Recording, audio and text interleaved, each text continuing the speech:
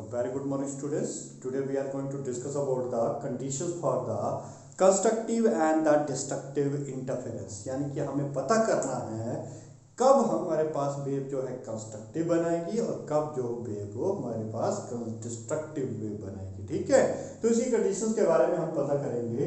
तो सबसे पहले हम इसमें ये फाइंड आउट कर लेते हैं कि जो हमारे पास वेव है उसकी इक्वेशन क्या होती है। तो वेव की इक्वेशन हमारे पास जनरली ये पड़ी हुई है, क्या होती है, y1 = a sin of omega t, जो कि हम यूजुअली ऑलरेडी पढ़ चुके हैं इन चीजों के बारे में क्लासेस में। ठीक है, तो फर्स्ट वेव का वेव जो है मैंने डिस्प्लेसमेंट ये मान ली, y1 = a sin of omega t, where a represent the amplitude of the first wave।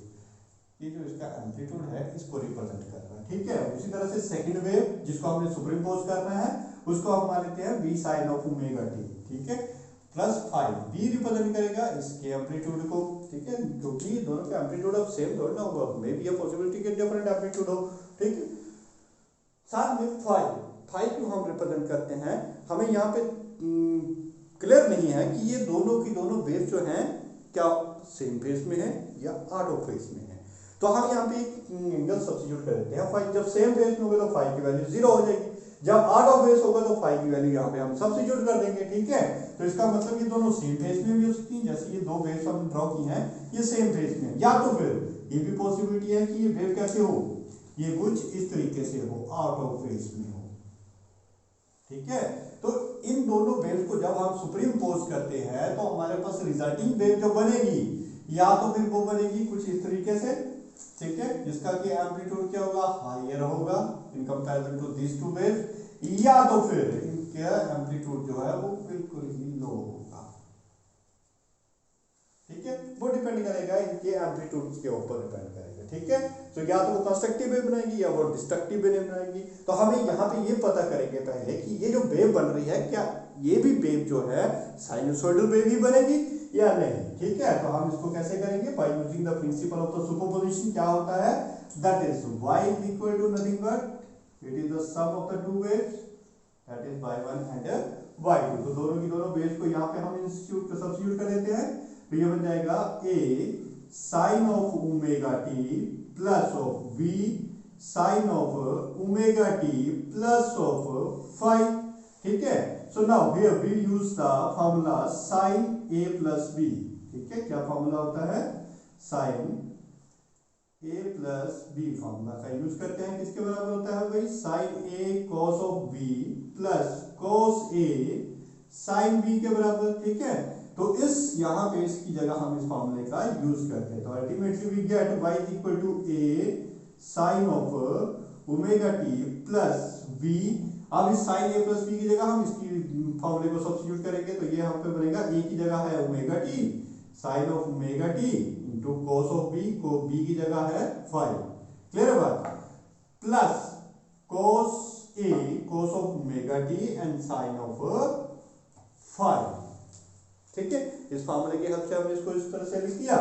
अब देखो यहाँ पे हमारे पास ओमेगा sin ओमेगा t इसमें कॉमन आ रहा है और इसमें भी कॉमन आ रहा है, तो यहाँ पे हम इसको कॉमन निकाल लेते हैं। तो आ जाएगा हमारे पास common sin of omega t, अंदर बचेगा हमारे पास a plus of b cos of 5 बचा ना ये यहाँ पे। ठीक है, प्लस ऑफ यहाँ पे हमारे पास कुछ गड़बड़ कर दी है, यहाँ पे b भी आएगा, ये b cos of omega t sin of 5। समझे बात ये।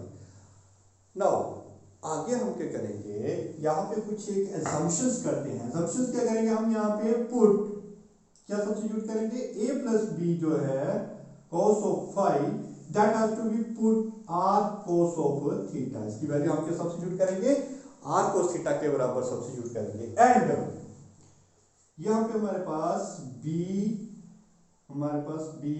sin ऑफ 5 जो आएगा उसको हम सब्स्टिट्यूट करेंगे r sin ऑफ थीटा की वैल्यू सब्स्टिट्यूट कर देते हैं। ठीक है, अब इन दोनों की वैल्यू को उठाओ, इस इक्वेशन में सब्स्टिट्यूट कर दो जो इक्वेशन थी हमारे पास। तो ultimately we get the displacement sin of omega t into r cos of theta plus, अब इसकी जगह क्या सब्स्टिट्यूट कर देंगे, cos ऑफ ओमेगा t और b sin ऑफ 5 की वैल्यू किसके बराबर है, r sin ऑफ थीटा के बराबर। अब दोनों में देखो कॉमन आया मेरे पास आर जब कॉमन आ गया तो अंदर बचा मेरे पास साइन ऑफ ओमेगा टी, ठीक है, cos of theta plus cos of omega t sine of theta. Ultimately this value will comes out to be what, अरे sine a cos b cos a sin b किसके बराबर होगी ये value, sine of omega t plus of theta के बराबर, यानी कि sign a plus b के बराबर आई वैल्यू, ठीक है। That shows that the resulting wave which we are obtaining after superimposing these two kind of the wave, it may either in the same phase or maybe out of phase, ठीक है, ये depend करेगा इसके angle के ऊपर। तो यहाँ पे जो हमें रिजल्टिंग वेव मिलेगी वो भी रिजल्टिंग वेव कैसी होगी भाई, साइनसोइडल वेव ही रहेगी ये, ठीक है, यानी कि हार्मोनिक वेव ही होगी, ये भी harmonic wave as that of the two superimposing wave, यानी कि जो नेचर इन वेव्स की होगी, जो अल्टीमेटली जो हमें रिजल्टेंट में वेव मिल रही है उसकी भी नेचर सेम वैसी ही होगी, ठीक है। तो यहाँ पे देखो हमारे पास सेम वही फंक्शन आया, sine of omega t plus theta, theta हम इसको रिप्रेजेंट कर रहे हैं, क्लियर होगी बात ये। अब ये बन गया हमारे पास, यहाँ पे हमने शो कर दिया कि जो वेव हमारे पास बन रही है ये कैसे बन रही है, साइनोसॉइडल या फिर harmonic wave, same as that of the two waves which are superimposing. Now what is the amplitude of this wave, अब हम इसके एम्पलीट्यूड को कैलकुलेट करते हैं भाई।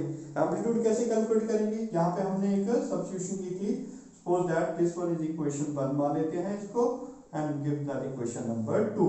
क्या करेंगे, squaring and adding, squaring and adding equation 1 and 2, equation 1 और 2 को स्क्वायर कर देते हैं और ऐड कर देते हैं। तो ये बना देगा मेरे पास r square cos square theta plus r square sine square theta is equal to what, किसके बराबर आएगा, लेफ्ट हैंड साइड देखो क्या बनेगी, ये है a plus b cos of phi का होल स्क्वायर प्लस दूसरा क्या सब्स्टिट्यूट किया था, b sine of phi, b sine of phi का होल स्क्वायर।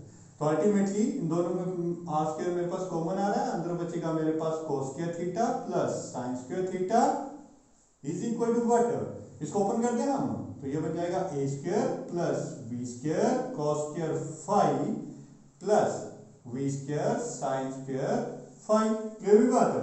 और sine square theta cos square theta किसके बराबर होता है भाई, 1 के बराबर। तो ultimately we get r is equal to what, a square plus b square, और दोनों में b स्क्वायर कॉमन आ रहा है, अंदर बचेगा क्या, cos square phi plus sine square phi, और ये भी अमाउंट किसके बराबर आएगा, ये अमाउंट भी हमारे पास किसके बराबर आया, 1 के बराबर। तो बचा क्या यहाँ पे हमारे पास, अच्छा गड़बड़ कर दिया हमने यहाँ पे, ठीक है, क्या a प्लस बी का a square plus b square plus 2ab लिखना भूल गए हैं यहाँ पे हम, तो चलो यहाँ पे लिख देते हैं 2ab cos ऑफ फाई, साथ में आया था b square sine square phi, ठीक है। तो देखो बचा क्या हमारे पास यहाँ पे 2ab cos ऑफ फाई यहाँ पे आएगा, और यहाँ पे क्या लिखा जाएगा 2ab cos ऑफ फाई। तो r is nothing but it is representing the amplitude of the resulting wave, यानी कि ये जो रिजल्टिंग वेव है भाई इसका एम्पलीट्यूड कितना होगा, यहाँ पे एम्पलीट्यूड a है और ये b है, तो रिजल्टिंग वेव का एम्पलीट्यूड किसके ऊपर डिपेंड कर रहा है, ठीक है, ये स्क्वायर आएगा, स्क्वायर को हम परे तरफ ले जाते हैं, तो ultimately it will become a square b square 2ab cos of phi whole under root which is the resulting amplitude of the wave। तो वेव्स का एम्पलीट्यूड जो है वो कितना होगा आफ्टर सुपरिम्पोजिंग दिस, ठीक है, सुपरिम्पोज होने के बाद इनका रिजल्टिंग एम्पलीट्यूड कितना आ जाएगा, so it will be represented by this, ठीक है। इस इक्वेशन में हमारे पास फाई cos ऑफ फाई आ रहा है, cos फाई में एंगल सब्स्टिट्यूट करो, you easily get that resultant amplitude की वेव्स का, ये जो हार्मोनिक वेव रिजल्टिंग वेव बनी है इन दोनों को सुपरिम्पोज करने के बाद इसका टोटल एम्पलीट्यूड कितना होगा, तो हम इस इक्वेशन से उसको सॉल्व कर सकते हैं। Now we can also get that what will the intensity of the wave, भाई इंटेंसिटी कितनी होगी। अभी हमने पीछे वाले टॉपिक्स में देखा था कि इंटेंसिटी जो होती है किसी भी वेव की वो उसके एम्पलीट्यूड के ऊपर डिपेंड करती है, ठीक है।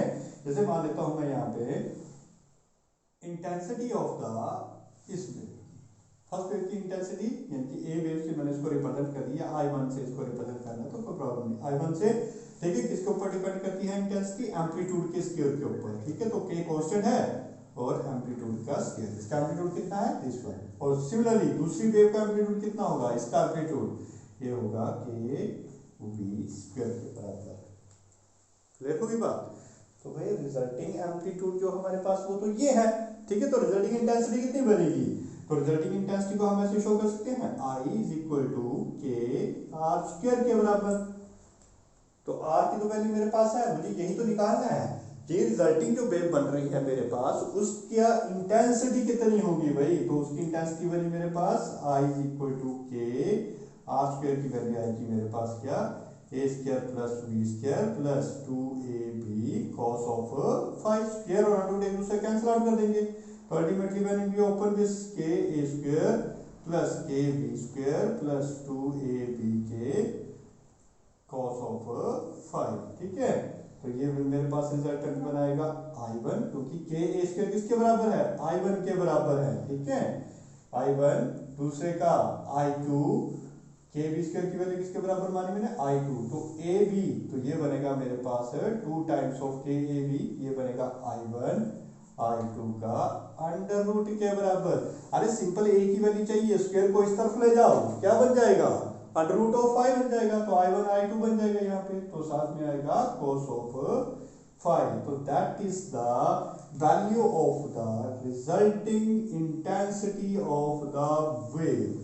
अगर हमें वेव की इंटेंसिटी का पता करना है तो we can use this formula, ठीक है। किसके ऊपर डिपेंड कर रहा है, intensity of the first wave, intensity of the second wave plus 2 times of under root of intensity of the first and second wave के product as well as the cos of 5। कितने angle से वो दोनों की दोनों सुपरिम्पोज हो रही हैं, ठीक है। So this is the result for the intensity as well as the resultant.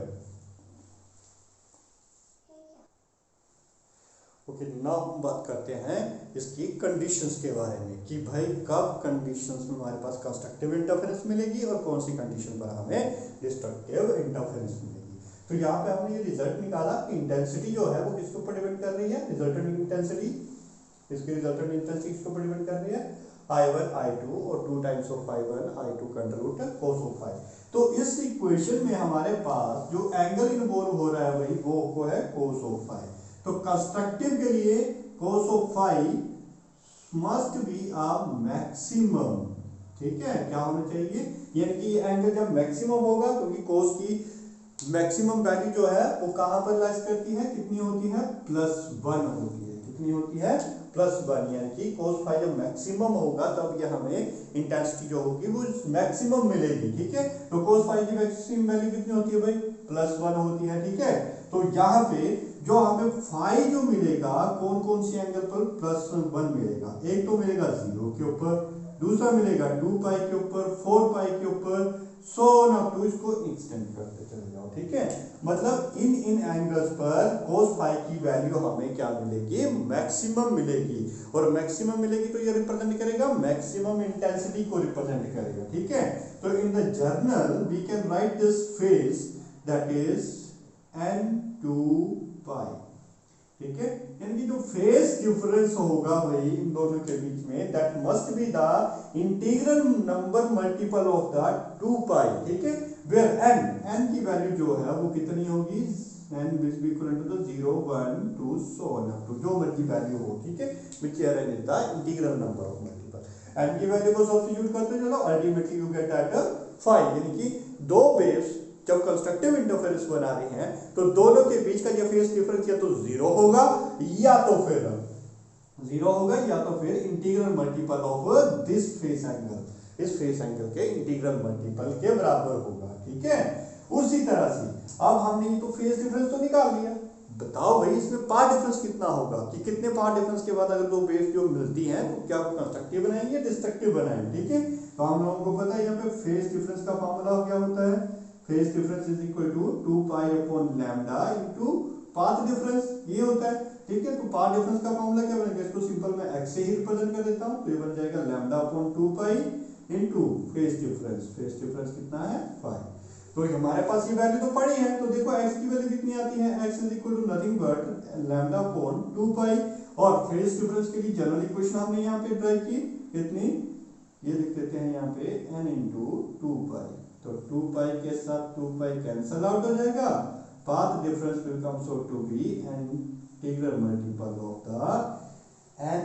यानी कि जब आपका पाथ डिफरेंस, इसको क्या बोलते हैं हम लोग, पाथ डिफरेंस बोलते हैं, ठीक है, दो वेव्स के बीच का पाथ डिफरेंस अगर n लैम्डा के बराबर हुआ, ठीक है, यानी कि एक वेव यहाँ पे सपोज करो, एक वेव यहाँ से मैं रिलीज करता हूँ और दूसरी वेव मैं यहाँ इस पॉइंट से रिलीज करता हूँ, तो इन दोनों के बीच का पाथ डिफरेंस कितना हो भाई, यहाँ से देखिए यहाँ तक का पाथ डिफरेंस कितना हो, लैम्डा के बराबर हुआ, ठीक है। और जब मैं इन दोनों वेव्स को ज्वाइन कर देता हूँ किसी एक पर्टिकुलर पॉइंट के ऊपर मिलाता हूँ जाकर के, तो यहाँ पे जो वेव बनेगी, ये वेव कैसे बनेगी, कंस्ट्रक्टिव वेव बनेगी। क्या बनेगी, ये कंस्ट्रक्टिव इंटरफेरेंस करेगी, यानी कि दोनों के वेव का एम्पलीट्यूड क्या हो जाएगा, बढ़ जाएगा।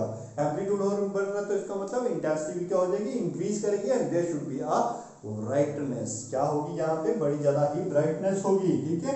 दूसरा, तो ये दो कंडीशन बन गई इसके लिए कि अगर फेज डिफरेंस जो है इंटीग्रल मल्टीपल ऑफ 2 पाई होगा, या तो फिर पाथ डिफरेंस जब है n lambda integral multiple of the wavelength के बराबर होगा, तब ये क्या बनाएगी, कंस्ट्रक्टिव इंटरफेरेंस बनाएगी, ठीक है।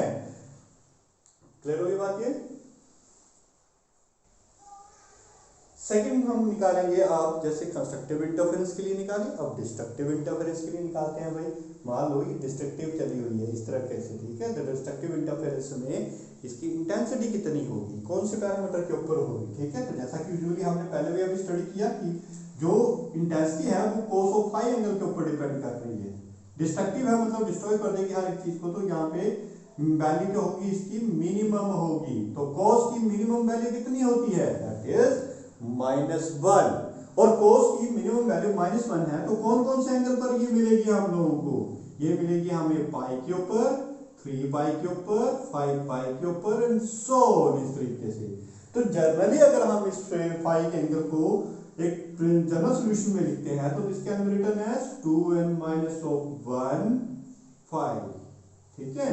तो हमारे पास जो फेज डिफरेंस होना चाहिए for the destructive interference between the two waves, दो वेव्स के बीच का जो फेज डिफरेंस होगा वो किसके बराबर होगा, integral multiple of the 2n-1 पाई के बराबर होगा। तो ये हमेशा क्या बनाएगी, डिस्ट्रक्टिव इंटरफेरेंस बनाएगी ये, ठीक है, where n is equal to 1 0 1 2 so on। Clear हुई बात ये। सिमिलरली अब बताएं इसमें पाथ डिफरेंस कितना होना चाहिए, path difference is x is equal to what, lambda upon 2 pi into phase difference. Phase difference कितना है हमारे पास यहाँ पे, 2n-1 इनटू पाई, तो पाई के साथ पाई कट गया, तो पाथ डिफरेंस कितना आया भाई, 2n upon lambda by 2 2n-1, तो इतना इतना मेरे पास क्या आया, ये पाथ डिफरेंस आया। यानी कि जब दो वेव्स के बीच का पाथ डिफरेंस जो है इस इंटीग्रल नंबर ऑफ मल्टीपल के बराबर होगा, हाफ ऑफ द वेव के बराबर होगा, तो ये हमेशा क्या बनाएगी, क्या बनाएगी, डिस्ट्रक्टिव इंटरफेरेंस। क्या मतलब वो, देखो अगर मैं n की वैल्यू 0 सब्स्टिट्यूट कर देता हूं यहाँ पे, तो कितना बनेगा, ये 0 हो जाएगा, तो बचेगा क्या, x की वैल्यू, बचेगी मेरे पास लैम्डा बाय 2। इसका मतलब क्या हुआ, जब मैं एक वेव को भेज रहा हूँ इस तरीके से और दूसरी वेव ओरिजिनेट कर रहा हूँ कहाँ से, इसके हाफ वेव के बराबर, ठीक है। तो दोनों के बीच का डिफरेंस कितना हुआ, ये लैम्डा बाय 2 का डिफरेंस हुआ, ठीक है। तो जब ये दोनों वेव्स मिलेंगी तो ultimately they will destroy to each other, क्योंकि they will out of the phase, ठीक है, और ये क्या बनाएंगे, डिस्ट्रक्टिव इंटरफेरेंस बनाएंगी। तो ये दो कंडीशन इसके लिए हो गई। एक कंडीशन मेरे पास ये आ गई, that of phase difference must be integral multiple of the 2n-1 पाई के बराबर होना चाहिए, और पाथ डिफरेंस कितना होगा, lambda by 2 2n-1। So this is the condition for the constructive and the destructive interference. Thank you all.